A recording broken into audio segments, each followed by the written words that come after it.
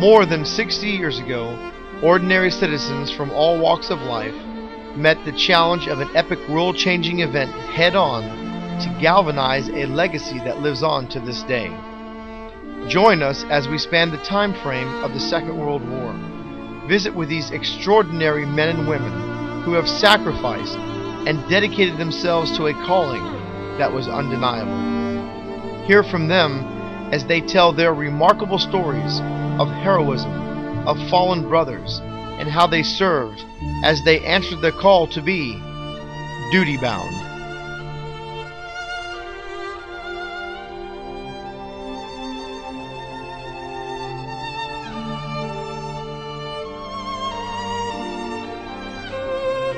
Thanks for joining us this week on Duty Bound as we interview Warren Hottard, D-Day veteran of World War II and member of the United States Coast Guard. Warren is going to share his experiences of Sicily, North Africa, Salerno, and D-Day as he was a crew member on a LCI, Landing Craft Infantry. Join us now as we listen to the experiences of Warren Hottard. Yeah, my name is Warren Hottard. I'm a native New Orleanian, born and raised. I was a senior in high school when they dropped the bomb on Pearl Harbor. Everybody went to join the service.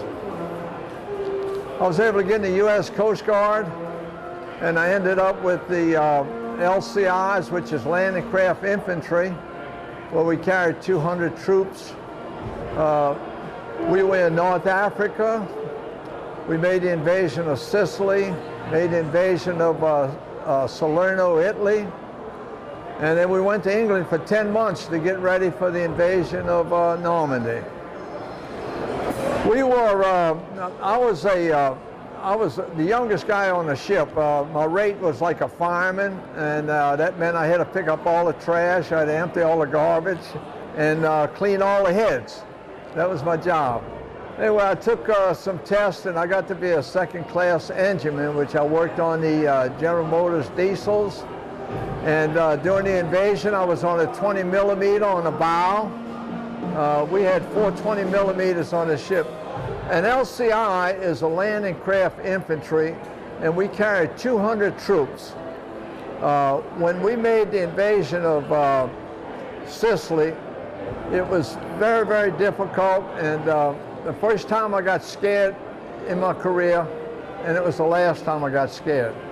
We heading for the beach, and it was about 4:30, 5 o'clock in the morning, and a huge searchlight comes on us. I was with my buddy down in the engine room, and we were standing on deck, getting ready to go on a 20 millimeter, and that flash, that big searchlight laid right on top of us.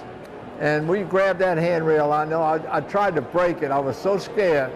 And I said, man, it got us in the sight. Next thing I know, they had a big cruiser came across on the other side, and he dropped 2 shells. And that big searchlight that was on us just faded down to just like a little flame, and it went out. Sicily was a very, very hard invasion. We got hit twice. And I think if that shell would have landed about 4 foot below the water, I think we would have got blown up because there was a fuel line right there. As it turned out, it was about 2 feet on top of the fuel line, and we had to take a what they call a collision mat. We had a hole in the ship because the water was coming in, and we took it's like a mattress, and they got a big screw, and they got wood on one side, and we just take that mattress, and then we screwed the wood up against there to keep the water out. The next invasion we made was Salerno, and probably the worst beating that we ever took. We were at general quarters like 18 hours at Salerno.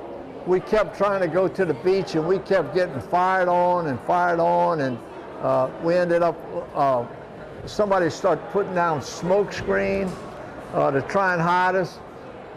Then the planes came over, and I guess we fired. Our deck was full of 20 millimeter shells, trying to get the planes and the ships that were fighting us. And it was a real deal.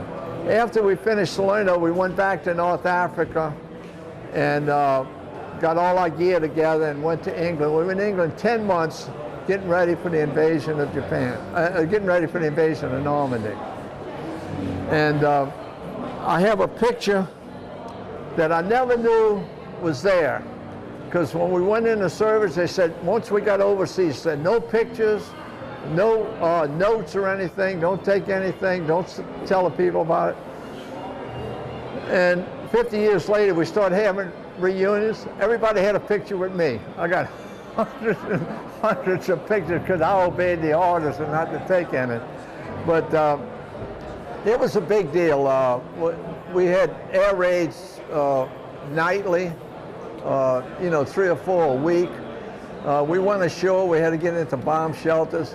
The English people took a beating. And with all of the troops, it was loaded down with guys from our Army guys, our Navy guys. But those English people were really great to us. They treated us real good. They didn't have hardly anything, but whatever they had, they offered to us.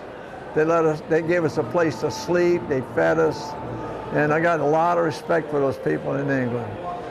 And then the day came, June 6, 1944. I was in the engine room, and we had to get down to our battle stations. I came out the engine room, and it was real cool and foggy.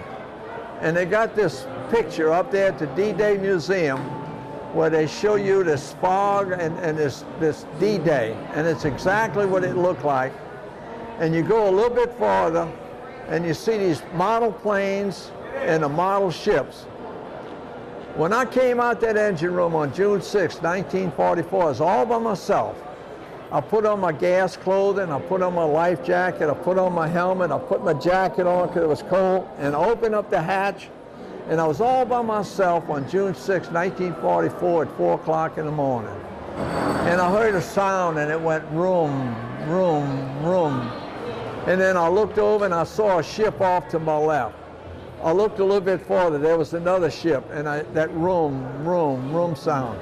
And then I turned to the right, and I saw the planes, I saw the gliders, and I saw the paratroopers, and they start jumping. And then I saw the fire come out there from the beach where they were firing on these guys. One of the men in the crew told us, said, man, that's against the Geneva Convention for them to be firing at the paratroopers coming down. But we never got hit, and we lost 4 ships over at the Omaha Beach. We landed at Utah Beach, and we didn't get hit on D-Day. It was a very, very calm invasion for us. We went back to England. 6 days later, we loaded up with 29th Infantry troops to help the people on Omaha, where they lost so many troops. At 4:30 in the morning, I'm sleeping in the bottom bunk, and I hear a rattle right against the ship. Machine guns were firing on our ship. We ran topside. They had 4 German E-boats after us, trying to sink us. And then we were in battle for about 4 hours, and the sky was all lit up with flames and the lights, and we were helpless. And all of a sudden, through the fog comes a big destroyer. We figured we're going to get taken prisoner. Turned out to be an American destroyer. It hit us firing at those German torpedo boats, those German E-boats, which is like the Kennedy torpedo boat. And luckily, we survived that. That's pretty much my war story. And have you had an opportunity to go back to Normandy since? I never had a chance to get back. I got back and got into a job, and I never thought about it for, I'd say, till 1985. One of the men that was on our ship, number 85, it got sunk, and they decided to have a reunion. And then I started finding pictures that I never thought existed. I got pictures of my ship. I got pictures of a German motorcycle I brought home. And that's when we got back. And now I got to be a good friend with Stephen Ambrose. And I was one of the primary guys that started the D-Day Museum. And what you see in this D-Day Museum is what D-Day was. This is so real. So what does it mean to you today, this weekend they're celebrating the 66th anniversary? Tell me, what does that mean to you as a veteran who was there that day? Sir, there are pictures up here that show us going into that beach.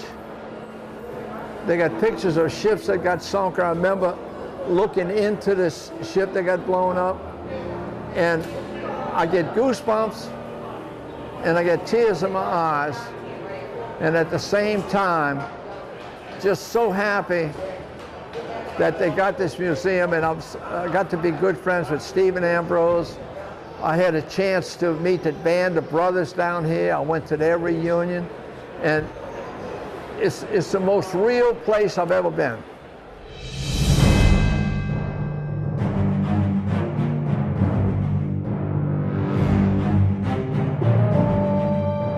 We want to thank Warren for taking some time to share with us his experiences of World War II and D-Day. If you ever have the opportunity to visit the D-Day Museum in New Orleans, I would urge all Americans to do so. It is a wonderful experience. For Duty Bound, this is Juan Rivera. And until next time, Semper Fi.